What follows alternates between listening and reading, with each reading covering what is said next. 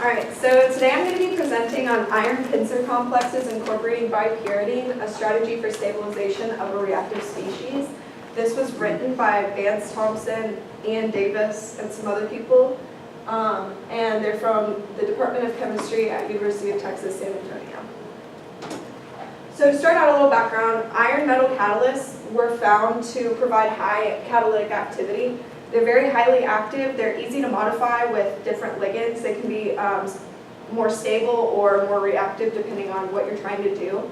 They're a lot cheaper than noble metal catalysts that were used in the past.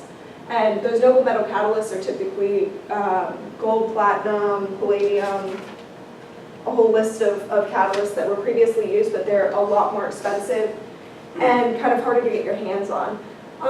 Previous research also found that these iron metal catalysts also require lower, milder reaction conditions, such as lower pressure. There was one paper that I read about low pressure hydrogenization of CO2 that was catalyzed by an iron metal catalyst. It also incorporated pincer ligands, which is what we're going to talk about. These pincer ligands can be modified in a variety of ways. They typically are composed of an aromatic background with electron donating groups, which push the electrons onto the metal to kind of activate it. So in this case, they're going to try to use hydrofunctionalization using this catalyst, which would require a metal hydride catalyst, which would use migratory insertion or beta elimination. They previously had used the carbonyl ligand, which is in the far right picture, but they found that using this carbonyl ligand made it too stable and it wouldn't react at all, which in some cases that would be beneficial. But in this case, they wanted something that was going to react but still remain stable enough to go into solution. When they just tried the ligand by itself with this, this complex, they found that it was too unstable to even get into the solution. But when you added this bipyridine ligand on the far right, it stabilized it enough, but it was still very reactive and able to fall off. One of the reasons that they believed that this was true was due to the steric interaction with this bigger ligand. It was easier to dissociate in solution, and it was easier to fall off while it still remained stable by itself. Yeah. Okay. So the first thing that they did was they made the catalyst, and this NN is our bipyridine ligand, and they used this NaCyPNP, which is just this big structure that you saw in the previous slide on the right side. And they used THF and NaCl came off, and they found in a high yield this dark green crystalline solid. And they also found that it could be made with direct treatment using this, the PY is just the pyridine, and using treatment with just bipyridine produced the bipyridine complex. In this X-ray diffraction, you can see that the bipyridine is down here. We have our chlorine coming off the top, so you can see there's kind of a steric hindrance here, but it also allows this free site to be available for attack. They investigated many different possibilities. One of them was the redox possibility. They treated this ligand with KC8 in THF, and they ended up being able to pull that off and leave a vacant site available for attack. You can see that the vacant site would probably be easily accessible through this bottom attack, which was structure 2 that they use in some of the other stuff. Here they did electrochemistry to kind of see the redox possibilities of this catalyst. They assigned the first peak to Fe1 and Fe2. So the top peaks are your oxidation peaks and your bottom peaks are the reduction peaks. So you can see that it's easily reversible, which was good for what they were looking for. Oh, and they also found that Fe0 they could never isolate, and they thought that that was because of such a low reduction value. Next, they reacted our complex, our number 1 complex, with NAB ethyl hydride, and they ended up adding that hydrogen onto it, which was the goal of the research, was to hydroformylate this whole thing. And you can see in the X-ray diffraction that this hydrogen is right where we thought it would be, or what they thought it would be. Then they compared the reactivity. They were trying to see how good of a catalyst this actually was compared to the previously made carbonyl ligand ones. And they found that it reacted where one of the carbonyl ones that they had investigated had no reactivity. In several papers, they tried to use this ligand and it never worked. And when they added this bipyridine ligand, it reacted immediately and formed this formate complex, which was what they were trying to do in previous papers. So they found that the CO actually hindered the entire reaction instead of catalyzing it. Then they looked at the beta elimination with ethyl ligands. They were comparing to another ligand that was used previously with the CO2. They found that it reacted readily, unlike the CO complex, and elimination took place at room temperature, which under previous research, they used really like strong, high temperature, high pressure kind of reactions. And in this case, they didn't need to do anything special. It would just immediately react. Let's see. Next, they tried a bunch of stuff, and they were trying to see they were comparing everything to different ligands that they had used previously with the CO ligands, and they were just trying to see like the reactivity of this stuff. One thing that was kind of interesting was they thought that it would form a different complex than this. They didn't say what complex, but they said that it was really interesting that it formed this hydride kind of weird bridging thing. But once they treated it with the bipyridine ligand, it led to the original complex. So it just took an extra step that they didn't foresee happening. They expected it to go directly from this, I think, to that. They expected the hydrogen to immediately bond on, but it required an extra step in there. So the conclusion for this is a new class of iron pincer complexes incorporating the bipyridine ligand was found to work. They found milder reaction conditions. It resulted in better stabilization and dimagnetism, but a greater reactivity when the BIP dissociated. The advantages is when it reacts with the CO ligands are too stable.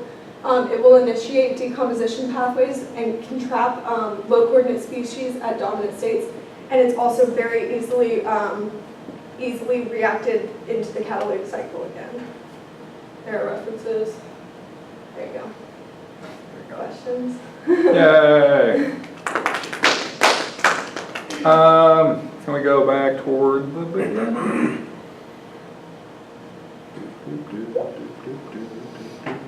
Oh, yep.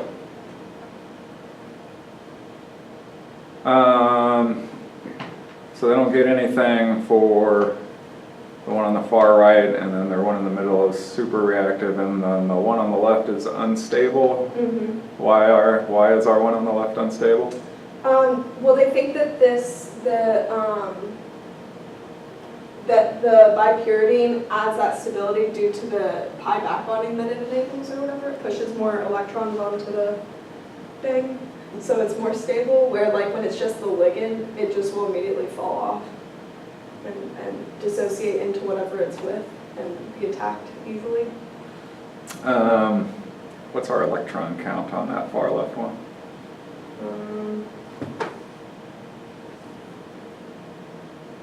16? Nope. Okay. Would be 15.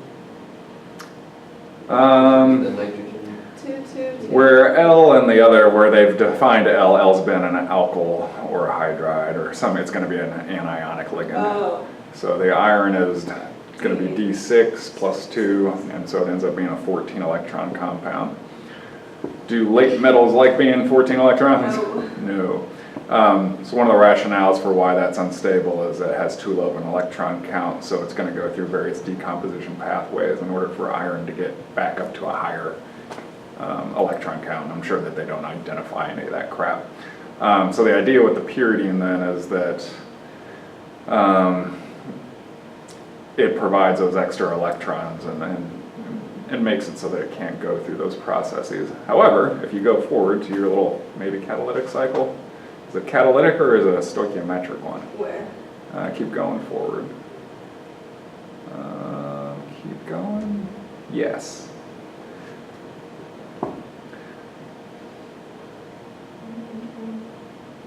So they have, they state that that 14 electron intermediate exists, and then very quickly the BIP comes in, coordinates. So let's see, when it first starts off there, how many electrons does it have? Is that a 16 electron one? Yeah, because yeah. Okay. And then once it goes through, the ethyl makes it the minus, and then it would be the 14, right? Yeah, and then very quickly BIP will come in there and get it back up to 18, and then it can eliminate, and it's still 18 at that point once it kicks out the ethylene. So why are the COs stuck on there? Why can't the COs fall off? Part of it is due to the steric interaction with the bipyridine is able to come off easier than the CO, and then also the CO is a stronger ligand and can back bond with the metal more so than the bipyridine. So the idea in this case is you have to have you have to have at least one of those other ligands fall off in order to open up a coordination site for it. So the COs can't fall off because they're too strong. So the nitrogen donors on the pyridine apparently allow it to be a little bit more labile. If you go back one or two, maybe it's the X-ray structure. Yeah, there you go. Was that hydrogen shown there actually found, or are they implicitly stating that it's there based off of the geometry of the other ligands that are on the iron? I'm pretty sure this one was one that they did find. They did find? Yeah, because this one has like bond angles and stuff. Did they state any special conditions for how they obtained this crystal structure? Or whether it was maybe they found it from some kind of additional neutron thing? Low quality X-ray diffraction data was in turn obtained, blah, blah, blah, from supporting information. Yeah, they didn't say like what they did. Gotcha. But they said they got it from supporting information, so maybe. I know these pictures don't show it, but you guys can imagine if you think of this in a more space-filling way in your head, that bipyridine is just barely going to be able to nestle in right in between those cyclohexyl groups that are coming off the phosphine. So it looks like it has a crap ton of room in these, ball and stick drawings, but it's going to be a very tight fit. And again, that's probably one of the reasons why it's able to dissociate a little bit better than the COs, because it's going to be banging around against those cyclohexyl rings. Well, and they also, in another article that I read, they used something like even bigger than this. It was like this big complex, and they could not get it to attach. Like They couldn't even get it in there? Yeah. Go forward one, maybe two. Oh, this one. So they add CO2 and they get out some formate group that very quickly, I guess, gives them this intractable solid that precipitates out into disgustingness. Why were they reacting the initial chloride with the titanium oxide there?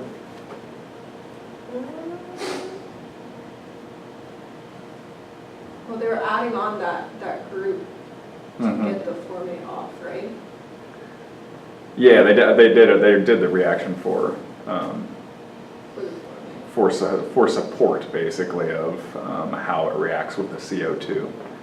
So they use the titanium compound there to introduce basically a CO2 group as well, and they did it in a stoichiometric fashion, which then, when they did that, they said that if they just allow it to sit, that it very quickly eliminates that CO2 and forms the hydride. So that was one of their ways to see that that's what they were forming as far as that central compound, the formate. Whereas when they took their hydride number 3 and then put CO2 pressure over it, and so they forced it equilibrium Le Chatelet style to that middle compound, it very quickly made that disgusting solid. So they were using the reaction of 1 with that titanium to try to give them an idea of what that initial intermediate was, that formate complex.